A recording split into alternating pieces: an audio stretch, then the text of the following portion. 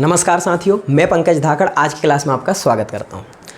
आज हम पढ़ने वाले हैं क्लास 10th का चैप्टर 1 और चैप्टर 1 के अंदर आज हम देखेंगे एक्सरसाइज 1.2 का क्वेश्चन नंबर 1।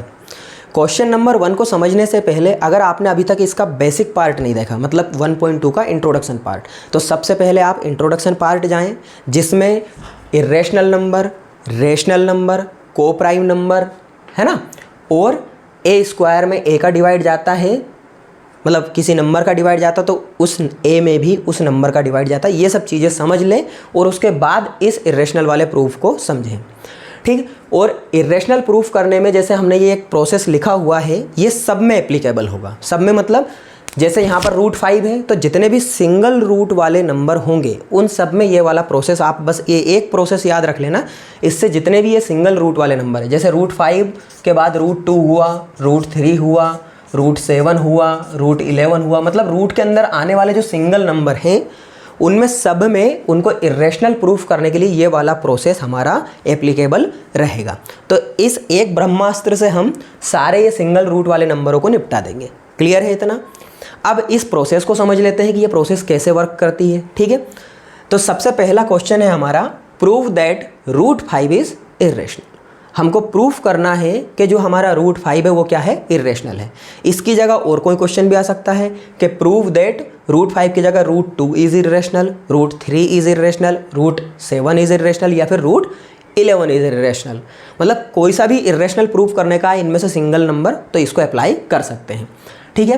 तो हमें करना क्या है, सबसे पहले कि हमें इरेशनल प्रूफ करना है, तो हम इरेशनल की जगह इस नंबर को क्या मानेंगे, रेशनल। इसका अपोजिट हम इसे मान लेंगे। तो क्या लिखेंगे हम, let us assume to the contrary that. अब क्या है हमारा क्वेश्चन, √5, तो लिखेंगे √5 इज रेशनल। क्या मान लिया हमने, √5 को रेशनल है। और एक चीज़ आप जानते हैं कि जो भी रेशनल नंबर होता है उसे हम बटे के फॉर्म में लिख सकते हैं, 2/3, 4/5, या फिर बोला जाए तो a/b है ना, या फिर p/q, इस तरह से बटे में लिख सकते हैं।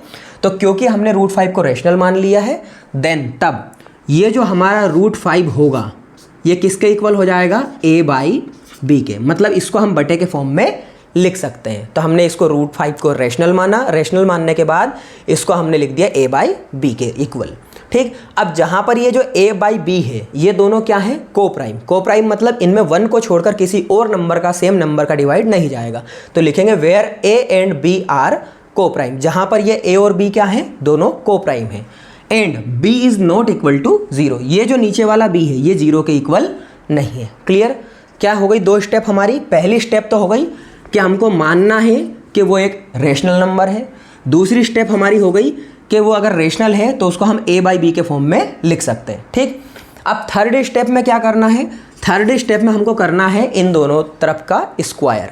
मतलब इधर तो √5 का स्क्वायर और इधर a/b का स्क्वायर। तो इधर थोड़ा सा स्क्वायर कर लेते हैं। √5 का अगर हम स्क्वायर करेंगे तो √5 क्या होगा, 2 बार लिखेंगे, √5 × √5, और 2 बार का मतलब एक जोड़ा बन जाएगा, तो एक 5 हमारा बाहर आ जाएगा। सेम इधर a/b का स्क्वायर करेंगे तो ये स्क्वायर दोनों को मिलेगा। तो पहले तो लिखेंगे a का स्क्वायर और नीचे लिख देंगे b का स्क्वायर। क्लियर है? तो हमने करा, इसको लिखने के बाद स्क्वायरिंग ऑन बोथ साइड। तो √5 का स्क्वायर होता है 5 और a का स्क्वायर होता है a² और नीचे b का स्क्वायर होता है b²। क्लियर है इतना? अब करना क्या है इसके आगे, थोड़ा सा इसमें हमको घुमाना है, इसको तोड़ना और मरोड़ना है एक तरह से। कैसे कि ये जो हमारा b है, जैसे यहाँ लिखा है a² और नीचे लिखा है b² और इधर लिखा है 5, तो ये जो हमारा b है इसको डिवाइड से उठाएंगे तो यहाँ किस में आएगा, इनटू में। और ये जो 5 है अगर इसको इनटू से हटाएंगे तो ये कहाँ चला जाएगा, डिवाइड में। तो मतलब इन दोनों को शिफ्ट करना है, इंटरचेंज करना है, b² यहाँ और 5 यहाँ। तो क्या लिखेंगे हम, b² is equal to a² divide by 5, मतलब 5 पहुँच गया नीचे और b पहुँच गया ऊपर। तो थर्ड स्टेप में स्क्वायर करना दोनों तरफ का। स्क्वायर करने के बाद 5 और b को जो बटे वाला नंबर है उसको इंटरचेंज करना है। तो यहाँ हम क्या पाते हैं कि a² में 5 का डिवाइड जाता है। तो a² में अगर 5 का डिवाइड जाता है तो लिखेंगे a² इज डिविजिबल बाय 5, कि भैया ए स्क्वायर में 5 का डिवाइड जाता है। अब किसी भी नंबर के स्क्वायर में अगर प्राइम नंबर का डिवाइड जाता है तो उस सिंगल नंबर में भी उस प्राइम नंबर का डिवाइड जाता है। तो उस बेसिस पे हम लिख देंगे a square is divisible by 5, therefore a is also divisible by 5। मतलब ए स्क्वायर में अगर 5 का डिवाइड जाता है तो ए में भी 5 का डिवाइड जाएगा। यहाँ पर इसको हम नाम दे देंगे इक्वेशन 1। आप चाहें तो इस पर ब्रैकेट बना दें। ठीक, ये हो गई हमारी इक्वेशन 1। अब क्योंकि a में 5 का डिवाइड जाता है तो अगर हम a के फैक्टर करें, क्या करें हम a के फैक्टर, तो a का एक फैक्टर 5 तो होगा ही होगा क्योंकि उसमें 5 का डिवाइड जाता है, और साथ में कोई अन्य नंबर होंगे जिनको हम लिख देंगे इंटीजर।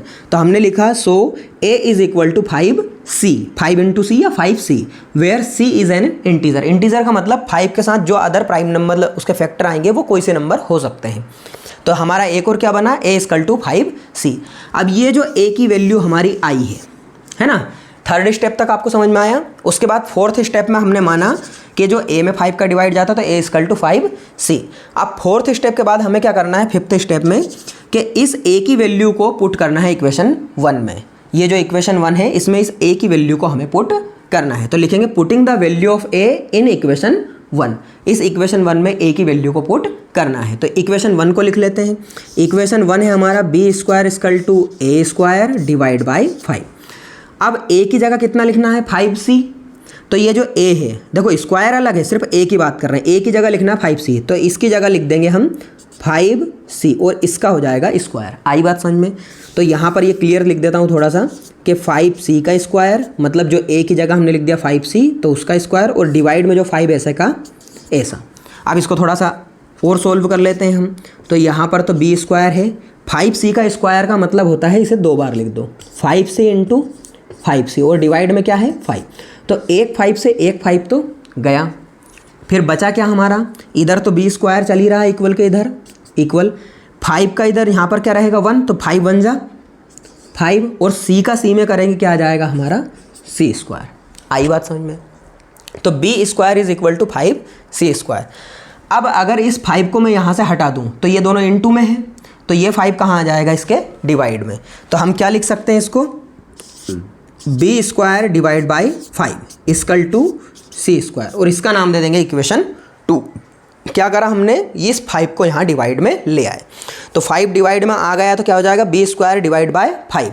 तो इस तरह से हम कह सकते हैं कि b स्क्वायर में 5 का डिवाइड जाता है, तो लिखेंगे b square is divisible by 5।